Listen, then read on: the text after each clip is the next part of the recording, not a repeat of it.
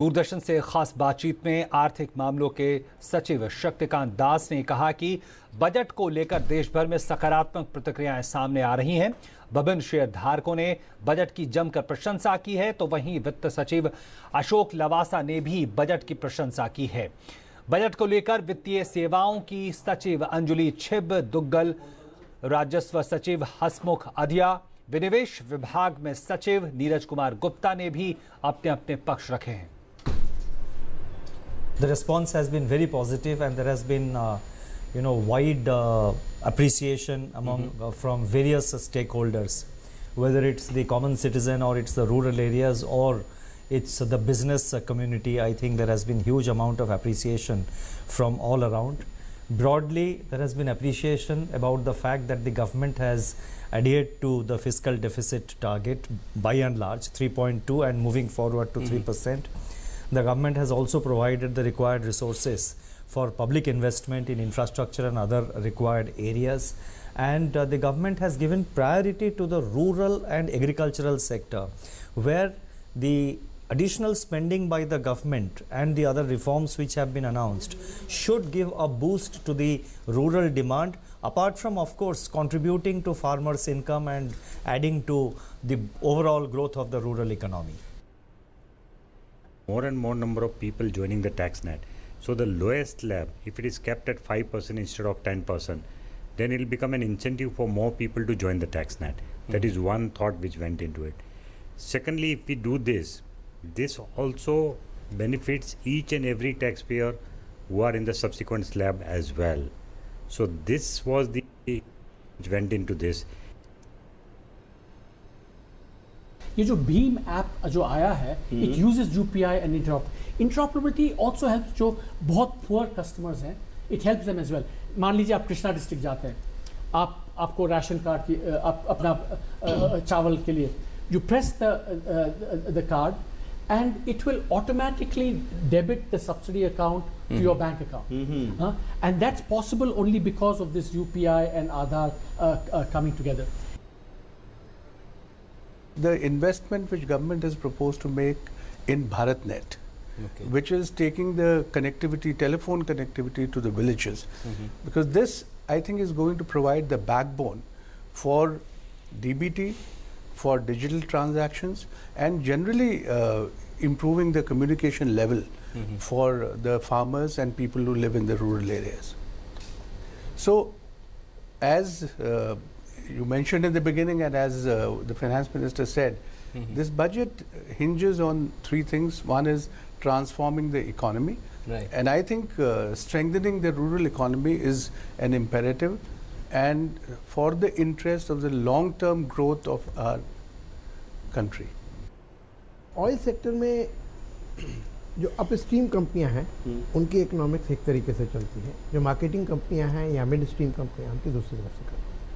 अगर मैं इनको लॉजिकली इंटीग्रेट करता हूं, तो एक तरीके से मैं वैल्यू चेन का एडिशन तो कर ही रहा हूं, इंटीग्रेट कर ही रहा हूं, रिस्क मिटिगेशन भी कर रहा हूं। तो ये कंपनी मोर रिस्क अवर्स होगी, I mean more risk bearing, इसकी कैपेसिटी बहुत ज़्यादा होगी, and it will be a very logical consolidation of business operation.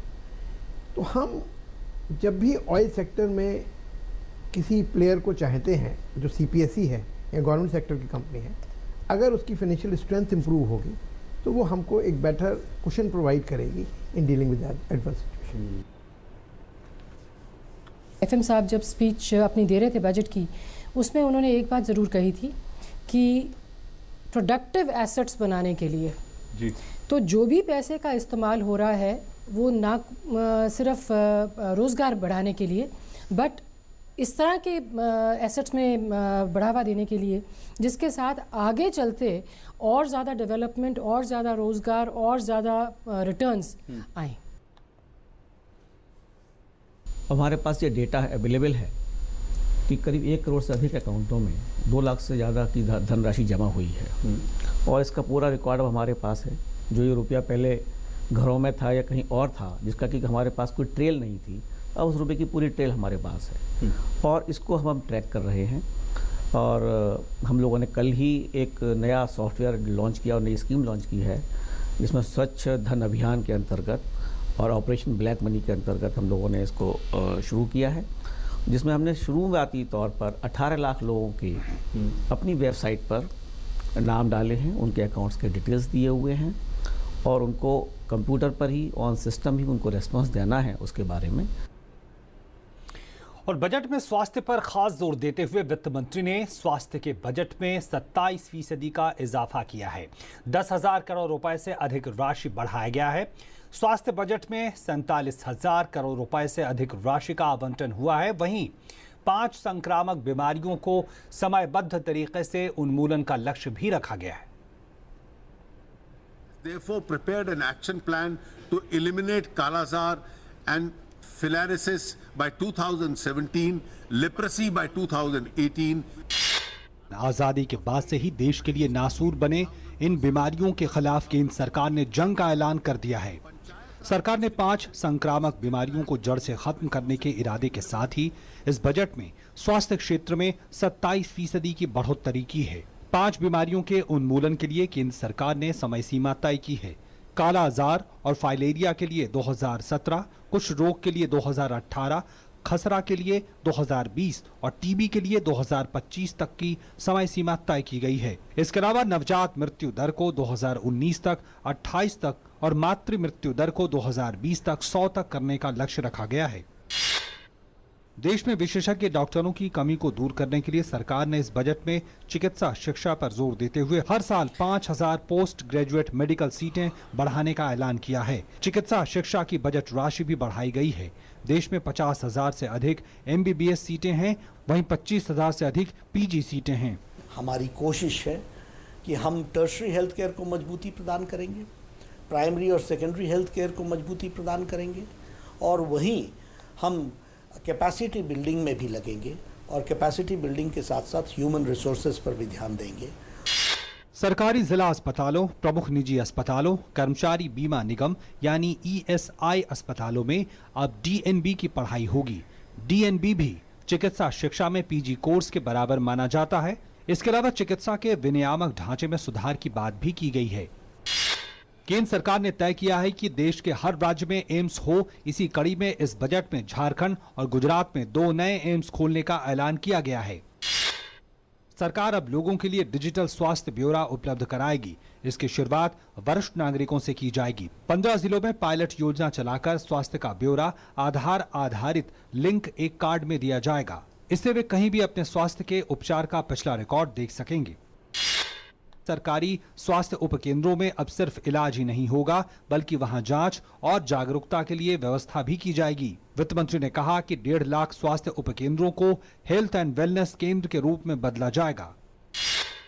लोगों को सस्ती दर पर दवा मिले और चिकित्सा उपकरण सस्ते हों, इसके लिए ड्रग्स एंड कॉस्मेटिक नियम में बदलाव किया जाएगा, जिससे कि जेनरिक दवाएं लोगों को सहज उपलब्ध हों। साथ ही देश में चिकित्सा उपकरण बने, इसके लिए नए नियमों को अंतर्राष्ट्रीय नियमों के मुताबिक बनाया जाएगा, ताकि इस क्षेत्र में निवेश को बढ़ाया जाए। करीब सभी मदों के बजट में बढ़ोतरी की गई है।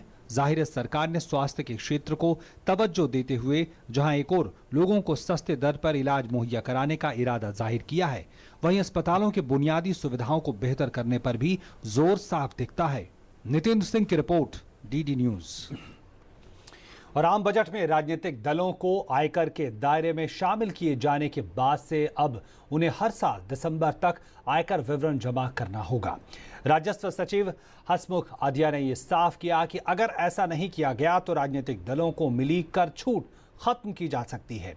राजस्व सचिव ने कहा कि राजनीतिक पार्टियों को चुनावी बॉन्ड के जरिए मिला चंदा गोपनीय होगा और चंदा देने वाले की पहचान गुप्त रखी जाएगी।